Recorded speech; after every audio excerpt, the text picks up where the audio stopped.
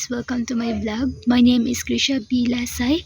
Today's video, let us discuss about integers. So, integers are simply whole numbers, both positive and negative, including 0. Then, there are rules if we add and subtract integers. First, if we plus a same sign like positive and positive, that's equal to positive. Then if we subtract same sign like negative plus negative, that equals to negative. Then number 3, positive plus negative equals to positive. It depends on the biggest number if we add. Then if positive plus negative, it equals to negative, but it depends on the biggest number. In multiplication and division of integers, if we times positive and positive, that's equal to positive. Then if we times negative and negative, that's equal to positive. That's equal to positive. Then if we times a different sign, that is equals to negative.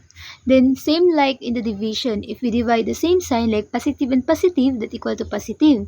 Then if we divide the negative and negative, that's equal to positive. Then if we divide a different sign, that equals to negative. Then we have example here. First example, this is addition, negative 7 plus 5.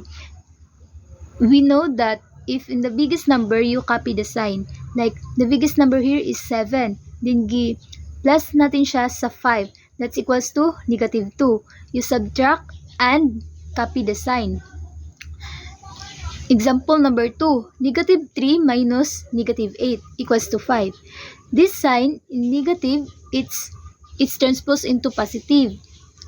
So negative 3 plus 8 equals to positive 5, because the biggest number is 8. Then the sign of 8 is positive, so 5.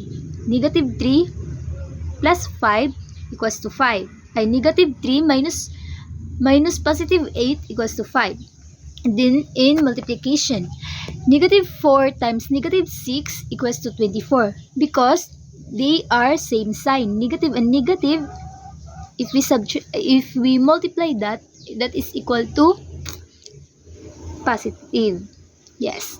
If here in the division, negative 15 divide 3, that equals to negative 5, because they are different sign, right?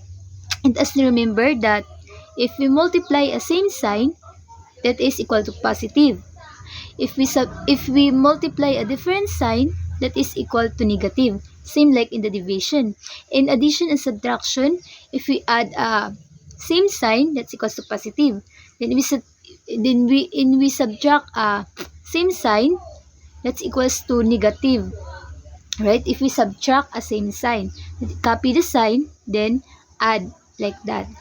If in addition, if we subtract a different sign or add a different sign, that equals to negative or positive, depends on the biggest number of the given. Yes. So bye guys, please subscribe.